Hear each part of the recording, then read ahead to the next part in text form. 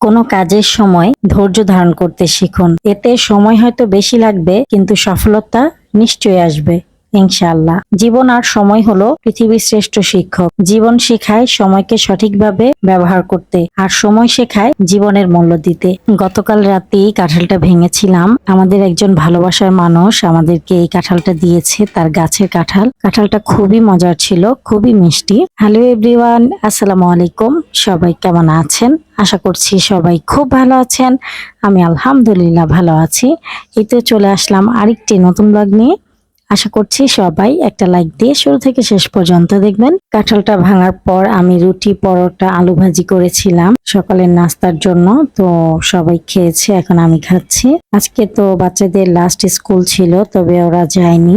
ঢাকা শহরে কাঁঠাল কিনলে অনেক সময় ভালো বের হয়, অনেক সময় খারাপ বের হয়। তো ঢাকা শহরে এই জন্য আমরা কাঁঠাল কিনতে চাই না, তবে বেশিরভাগ সময় গ্রাম থেকেই আনা হয়। কয়েকদিন যাবত আবারও গ্যাসের সমস্যা শুরু হয়ে গেছে, গ্যাস থাকে না। তো ভাত আর ডাল রান্না করে নিয়েছি অল্প আছেই। আর এখন লাল শাক বসিয়ে দিলাম, পেঁয়াজ, কাঁচামরিচ আর পরিমাণ মতো লবণ দিয়ে ঢেকে দিলাম সেদ্ধ হওয়ার জন্য। আর এখানে রুই মাছটা মেখে নিচ্ছি পরিমাণ মতো লবণ আর হলুদ, মরিচ, ধনিয়ার গুঁড়া দিয়ে। অনেকে দেখি অল্প একটু মশলা দিয়ে তারপরে মাছ ভাজে, আমার কাছে ভালো লাগে না। এরকম সাদা সাদা করে মাছ ভাজলে মাছের ভিতর কিছুই ঢোকে না। এজন্য আমি হলুদ, মরিচ, ধনিয়ার গুঁড়া একটু পরিমাণ মতোই দিই, দিয়ে তারপর মেখে রাখি কিছুক্ষণ, তারপরে ভাজি। অনেকক্ষণ যাবতই রান্না করতে হচ্ছে গ্যাসের জন্য। তো লাল শাকটা আর একটু পানি শুকিয়ে গেলে বাগার দিব। এখন বাগার দিচ্ছি। একটা ফ্রাই প্যানে আমি পর্যাপ্ত পরিমাণে তেল দিয়ে দিলাম আর 2-3টা শুকনা মরিচ ছেড়ে দিলাম। রসুন কুচি আর পেঁয়াজ কুচি দিয়ে দিলাম। যেহেতু গ্যাস নাই, আস্তে আস্তে রান্না করছি। ওইদিকে আমি ফ্রিজটাও ক্লিন করে নিয়েছি, অনেকদিন যাবত ফ্রিজ ধোয়া হচ্ছিল না। পেঁয়াজ আর রসুনটা হালকা ভাজার পরে এখন আমি সেদ্ধ করা শাকটা দিয়ে দিলাম। গতকাল একটা আপুকে দেখলাম যে শাকের পানিটা ফেলে দিচ্ছে। শাকের পানি তো আমরা ফেলি না, শাকের পানি শাকিয়ে শুকিয়ে তারপর বাগার দিই। শাকের পানি ফেলে দিলে তো ভিটামিনই চলে গেল, তাই না?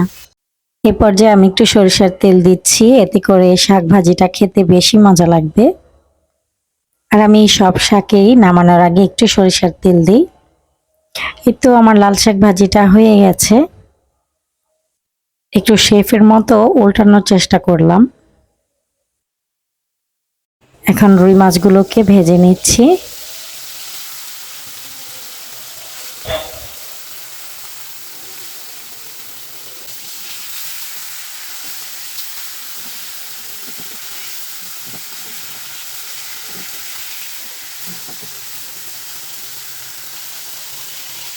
মাছগুলো হালকা ভাজা হয়ে গেছে, এখন উঠিয়ে নিচ্ছি।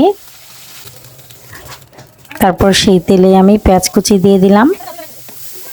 পেঁয়াজটা হালকা ভাজার পর এখানে দিয়ে দিচ্ছি হলুদ, মরিচ, ধনিয়ার গুঁড়া আর জিরার সাথে একটু রাঁধুনি গুঁড়া করে রেখেছিলাম, সেটা এখানে দিয়ে দিলাম। পানি দিয়ে দিলাম, আদা রসুন বাটা দিয়ে দিলাম। পরিমাণ মতো লবণ দিয়ে মশলাটাকে খুব ভালো মতো কষিয়ে নেব। মশলা কষানো হয়ে গেছে, তারপরে আমি ভেজে রাখা মাছ দিয়ে দিচ্ছি।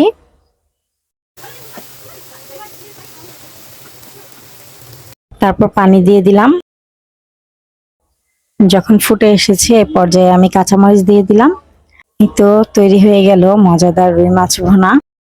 সব রান্না বান্না শেষ, আর এদিকে আপনাদের ভাইয়া বাজার নিয়ে এসেছে, কিছু মাছের বাজার, তারপর তরকারি, এগুলো এখন গুছিয়ে রাখবো। আর কাঁচামরিচ গুলোকে আমি বোটা ফেলে ফ্রিজে রেখে দিব। এখন কাঁচামরিচের যে দাম বেড়েছে, আর আমি যেভাবে রাখি এভাবে 2 মাস পর্যন্ত এরকম সবুজই থাকবে। এই যে দেখতে পাচ্ছেন বক্সের মধ্যে আমি লেখালেখির কাগজ দিয়েছি, তারপর বোটা ফেলে সবগুলো কাঁচামরিচ রেখে উপরে আবার আরেকটা কাগজ দিয়েছি। এভাবে আমি নর্মাল ফ্রিজে রেখে দিব। দুপুরের খাবার খেতে খেতে 3:30 বেজে গেছে। আজকে অনেক কাজ করেছি, আর গ্যাসের কারণেও অনেকটা দেরি হয়ে গেছে। আলহামদুলিল্লাহ শাকভাজিটা খেতে খুবই মজা হয়েছিল, আর রুই মাছটাও খুবই মজার ছিল। বিকেলবেলা আমি একটু ঘুমিয়েছিলাম, কারণ খুবই টায়ার্ড ছিলাম, তো ঘুম এসে গেছে। আর এদিকে বৃষ্টিও পড়েছে।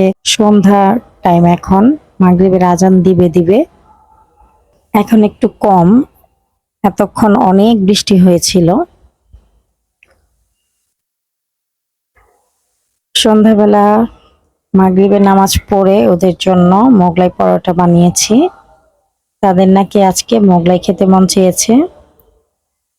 আজকে অনেক কাজ করেছি, তারপরেও তারা যখন খেতে চাইলো তাই বানিয়ে দিলাম। তারপর দুধ দিয়ে দিচ্ছি সবাইকে। ভিডিওটি ভালো লাগলে প্লিজ একটি লাইক দিবেন। ভিডিও সংক্রান্ত কোনো মতামত থাকলে কমেন্টের মাধ্যমে জানাতে পারেন। আজকের মতো ভিডিওটি এ পর্যন্তই। আবার চলে আসব নতুন একটি ব্লগ নিয়ে। সে পর্যন্ত সবাই ভালো থাকবেন, সুস্থ থাকবেন। আল্লাহ হাফেজ। আসসালামু আলাইকুম। আমাকে সাপোর্ট করার জন্য আমার ভিডিওটি চাইলে একটা শেয়ার দিতে পারেন। আর যারা শেয়ার দিচ্ছেন তাদের সবাইকে অসংখ্য ধন্যবাদ।